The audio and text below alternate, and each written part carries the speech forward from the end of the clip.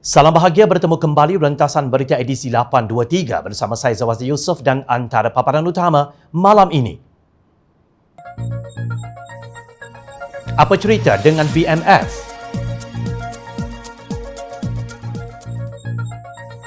Mai Sejahtera bunuh selangkah.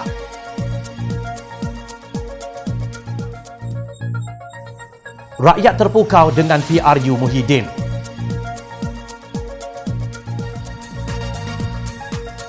GRO bungkus 1.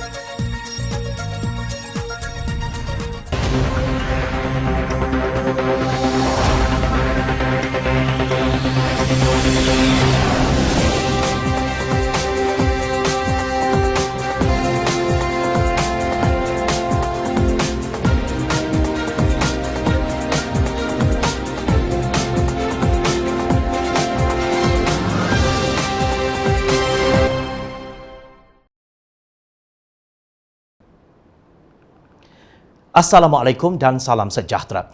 Sebuah kilang memproses berbola ikan di kepala batas Pulau Pinang diarah tutup selama 14 hari untuk kerja-kerja pembersihan selepas melanggar peraturan 10 Akta Makanan 1983, Akta Kawalan Bekalan 1961 dan beberapa kesalahan lain.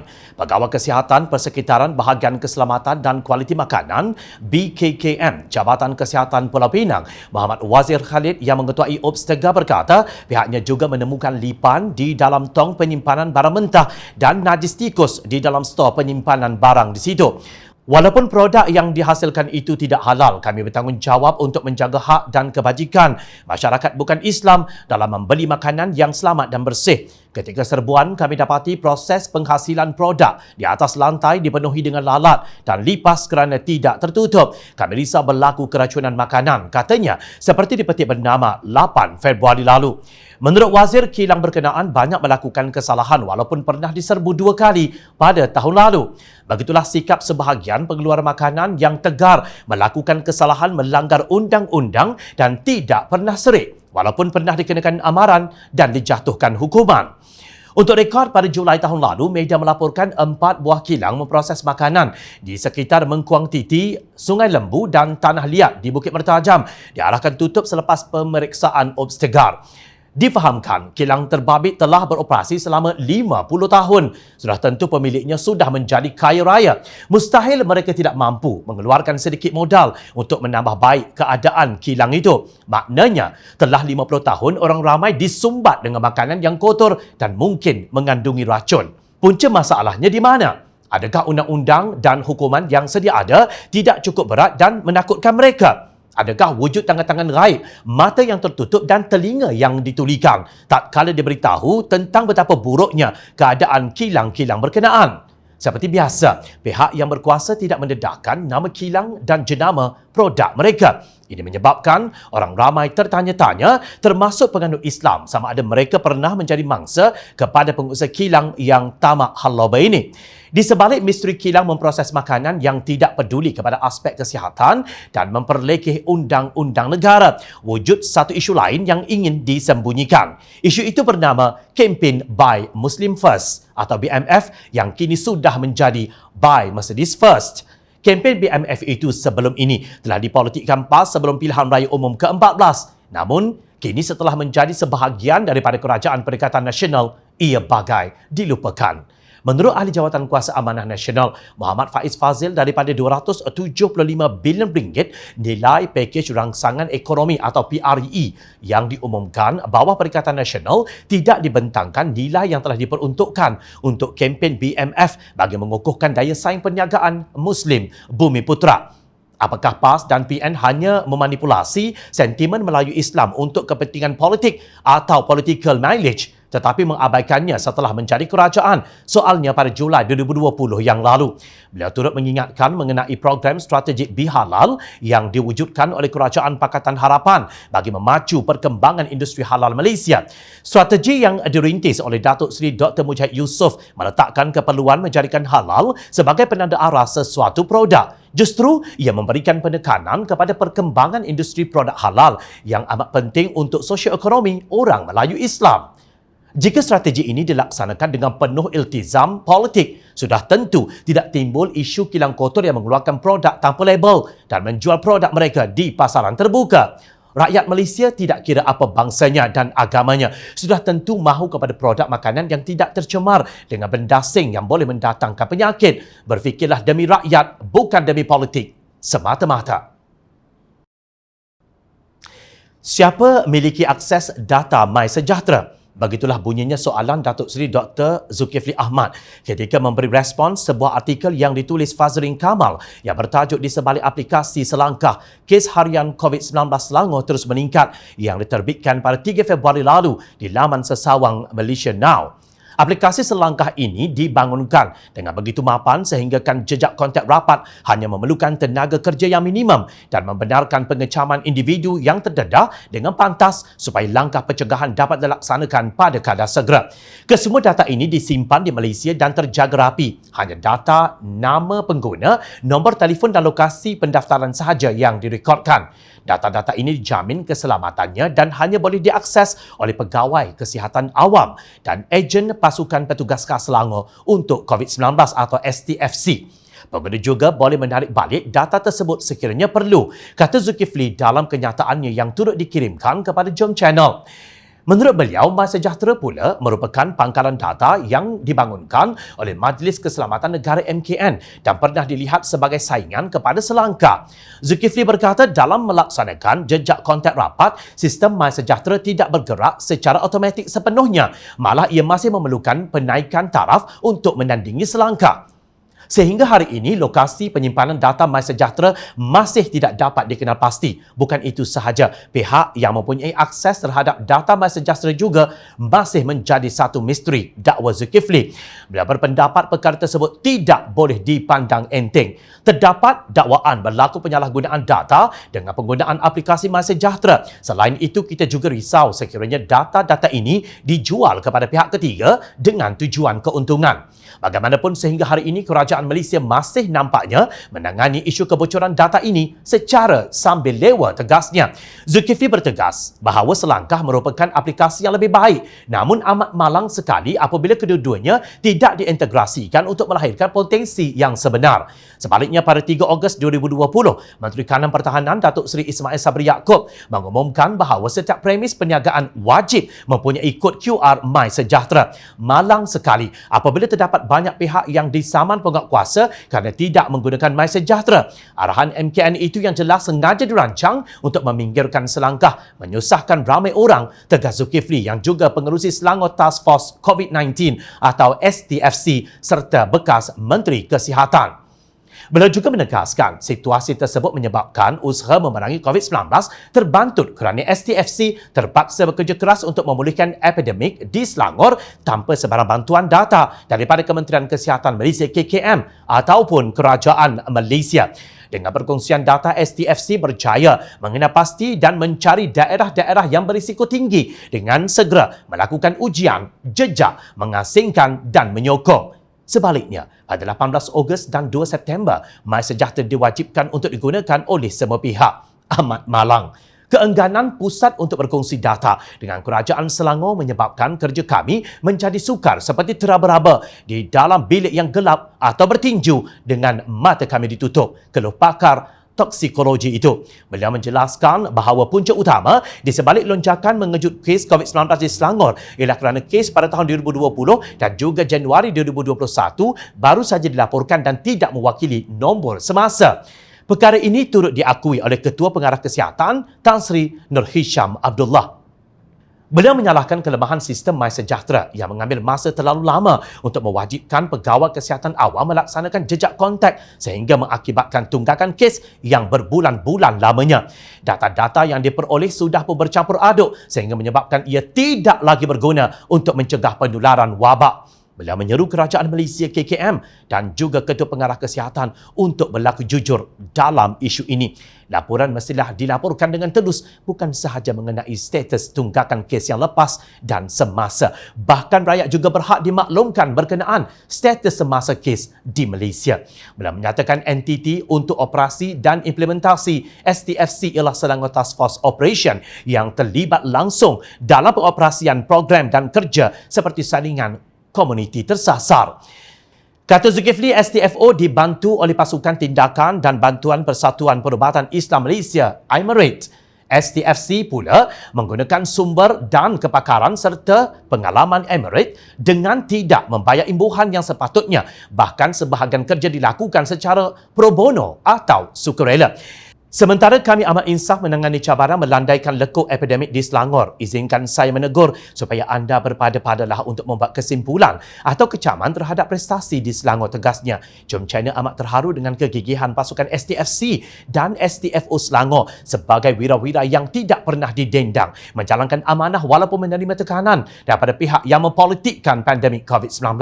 Pasukan ini bekerja keras, bukan sekadar memberi cadangan minum air suam seperti yang pernah disebut oleh Menteri Kesihatan Datuk Seri Adham Baba. Allah Subhanahu Wa Taala sahaja yang membalas jasa kalian. Nampaknya pengkhianat politik terbaik Malaysia memainkan peranan yang cukup menarik dalam mewarnai dunia politik tanah air. Serendah mana sekalipun pandangan rakyat Malaysia terhadap beliau, nampaknya beliau sangat positif dan sentiasa yakin bahawa hayat politik beliau masih lagi panjang. Tahukah anda, Ahli Parlimen Gombak Datuk Seri Muhammad Azmin Ali memberi bayangan akan terus mempertahankan kerusi yang disandangnya itu pada pilihan raya umum PRU akan datang. Beliau berkata sebagai Ahli Parlimen sudah menjadi tanggungjawab bukan sahaja untuk memimpin Gombak tetapi mewakili masyarakat berbilang kaum di Parlimen berkenaan. Saya mengulangi tekad untuk terus memimpin Gombak dan mewakili setiap lapisan masyarakat, tak kira kaum dan agama, kerana inilah tanggungjawab saya sebagai ahli parlimen dan warga negara Malaysia yang mendambakan kemakmuran bersama buat semua anak Malaysia, ciapnya di laman Twitternya pada Ahad lalu. Muhammad Azmin antara seorang pemimpin utama dalam pengaturan semula politik negara sebelum ini dan menyertai Kabinet Tan Sri Muhyiddin Yassin sebagai salah seorang Menteri Kanan. Untuk rekod, Ahli Parlimen Gombak yang juga Ahli Dewan Undangan Negeri Adun Bukit Antarabangsa sejak tahun 2008 itu merupakan Menteri Hal Ehwal Ekonomi di bawah Kerajaan Pakatan Harapan PH. Bekas Timbalan Presiden Parti Keadilan Rakyat PKR itu berada di dalam gabungan PH di peringkat persekutuan ketika parti itu menerajui pemerintahan negara selama 22 bulan.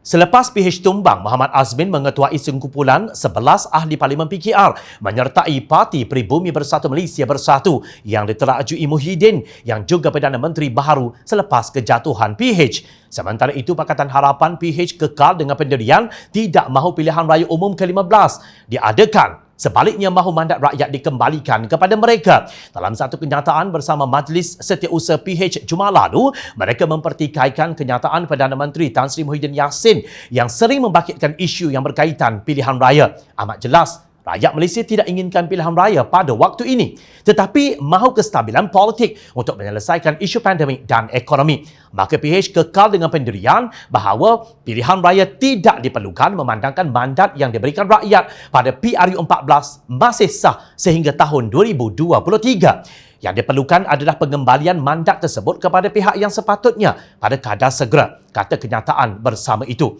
Kenyataan itu dikeluarkan Setiausaha Agong Parti Keadilan Rakyat PKR, Datuk Seri Saifuddin Nasution Ismail, Setiausaha Agong Parti Amanah Negara, Datuk Dr. Muhammad Hatta Ramli dan Setiausaha Organisasi Kebangsaan DAP, Anthony Locks Ufuk. UMNO mengambil keputusan meminta pilihan raya umum ke-15 disegerakan agar mandat rakyat dapat dikembalikan bagi memilih kerajaan yang lebih stabil berbanding kerajaan sedia ada.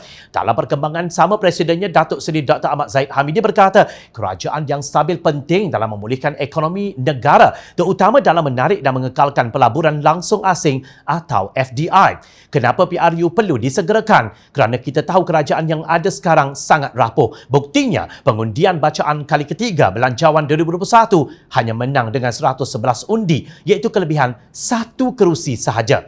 Kekhawatiran kita ialah FDI tidak masuk melabur ke negara kita. Malah ada pelabur yang sudah tarik pelaburan mereka dan pindah ke negara lain. Mereka tentu cari negara yang politiknya lebih stabil. Kerajaan yang ada dianggap tidak stabil, jadi kita perlu serahkan kepada rakyat untuk mendapatkan kerajaan yang lebih stabil, katanya dalam satu kenyataan sebelum ini. Ahmad Zahid yang juga ahli Parlimen Bagan Datuk mengakui kebimbangan ramai pihak mengenai risiko jangkitan COVID-19.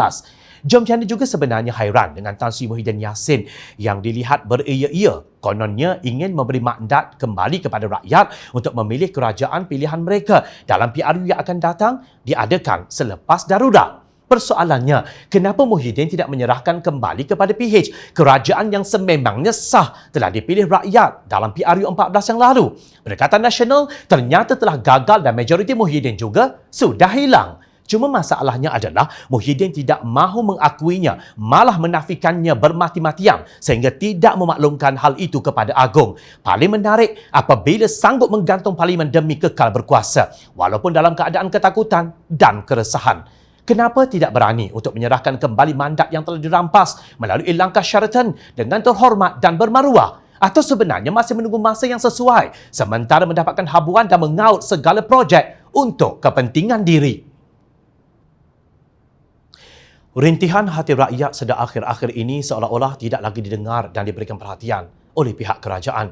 Mereka lebih mengutamakan suara daripada pemimpin parti komponen yang menyokong pembentukan kerajaan tebuk atap. Apa yang boleh kita katakan adalah rakyat mahukan sebuah negara yang stabil politiknya, manakala ekonominya mengukuh, pelaburan langsung asing FDI yang memberangsangkan untuk memacu keuangan negara dan sektor pekerjaan. Apa yang rakyat mahukan adalah kehidupan yang sejahtera dan pekerjaan untuk menyara diri serta keluarga. Tidak lebih daripada itu.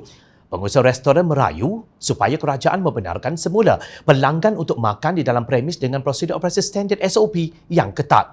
Rata-rata pengusaha mengeluh selepas pelanggan semakin berkurangan menyebabkan jualan menurun lebih 80% apabila larangan dine-in dikuatkuasakan. Berdasarkan SOP, Perintah Kawalan Pergerakan PKP, premis hanya dibenarkan beroperasi untuk perkhidmatan bawa pulang atau bungkus. Pengarah urusan Lizo Group Sdn Bhd Datuk Muhammad Nazwan Nasir berkata suka baginya dan rakan pengusaha dalam industri yang sama untuk bertahan PKP 2.0 kali ini. Saya pengusaha restoran yang ada 15 premis dan 1 central kitchen. PKP 2.0 kali ini memang sangat struggle. Bagi pihak rakan sama industri, kami tak tahu saluran mana untuk sampaikan rintihan kami. Keliru tengok keadaan sekarang. PKP tidaklah seketat tahun lalu. Tetapi pengusaha sektor makanan dan minuman F&B antara paling teruk terjejas. Contohnya, jualan kami jatuh sehingga 90% walaupun pelbagai strategi sudah dibuat. Kami amat mengharapkan kerajaan longgarkan untuk dine-in walaupun dengan SOP ketat pun tak apa untuk kelangsungan perniagaan, katanya. Menurutnya, walaupun sakit namun pihaknya yang mempunyai kira-kira 200 pekerja di Johor, Melaka, Negeri Sembilan, Kuala Lumpur dan Selangor itu tetap mempertahankan rezeki kaki tangannya. Sehingga ke hari ini, kami masih mempertahankan kaki tangan sepenuh masa. Namun apakah daya, terpaksa merehatkan dulu pekerja sambilan, katanya. Beliau berpendapat daripada sudut PKP 2.0 yang dilaksanakan sekarang, pelanggan lebih suka untuk beli daripada penjaja di luar atau jalanan berbanding restoran kerana memudahkan mereka dalam keadaan sibuk. Katanya sekiranya boleh dine-in, ramai pelanggan memilih makan dalam premis berbanding keadaan sekarang terpaksa makan di tepi jalan seperti rider, perkhidmatan perhantaran atau pekerja yang bukan bekerja di pejabat. Sehingga kini, saya masih mempertahankan semua restoran. Kemungkinan besar jika PKP 2.0 dilanjutkan berpanjangan dengan larangan dine-in akan ada beberapa restoran terpaksa diberhentikan operasi kerana komitmen seperti sewa dan penyelenggaraan premis serta bayaran gaji berjalan seperti biasa. Ramai rakan saya terpaksa menutup premis kerana tidak boleh menampung perbelanjaan. Anggaran kerugian saya alami tahun lalu adalah sekitar RM300,000 hingga RM400,000. Manakala untuk tahun ini sahaja Januari, kerugian dianggarkan antara RM130,000 hingga RM150,000. PKP 2.0 yang diumumkan secara drastik menyebabkan banyak barang mentah terpaksa dibuang, antaranya sayur-sayuran dan buah-buahan kerana tidak terjual, katanya. Sementara itu, pengusaha restoran Lomak Kofir di Pematang Pauh, Pulau Pinang, Syamsul Munis Safini berkata, ramai pengusaha restoran kecewa dengan larangan dine-in kerana mereka patuh kepada SOP. Sekali lagi, Jom Channel nak berkongsi rasa pelik bin ajaib kenapa restoran tidak dibenarkan dine-in dengan pematuhan SOP yang ketat oleh pengusahanya. Namun, pub dan kelab malam dibenarkan beroperasi sehingga jam 10 malam. Adakah minuman keras dan para GRO boleh dibungkus bawa balik? Atau apakah justifikasi yang digunakan sehinggakan pub dan kelab malam dibenarkan beroperasi dalam keadaan yang dirasakan tidak perlu, malah dilihat lebih membawa risiko kepada penularan jangkitan? Kepada Kerajaan Perikatan Nasional, jangan hanya tahu membuat peraturan itu dan ini semata-mata demi periuk nasi sendiri tanpa memikirkan kelangsungan hidup rakyat yang dizalimi. Susah betul untuk difahami PKP ala Perikatan Nasional ini. Sekali begitu dan sekali pula begini. Keluk-kelek tak habis-habis. Maklumlah kerajaan tebuk atap. Hasil rompakan di siang hari. Maka itulah hasilnya. Ingat, rakyat sentiasa memerhati. Teruskan bersama kami di Jom Channel dan layar reporter jomchannel.net untuk mendapatkan berita politik tanah air. Terus menjaga SOP untuk memutuskan rantaian COVID-19. Saya Zawaz Yusof. Terima kasih untuk perhatian. Assalamualaikum. Salam sejahtera.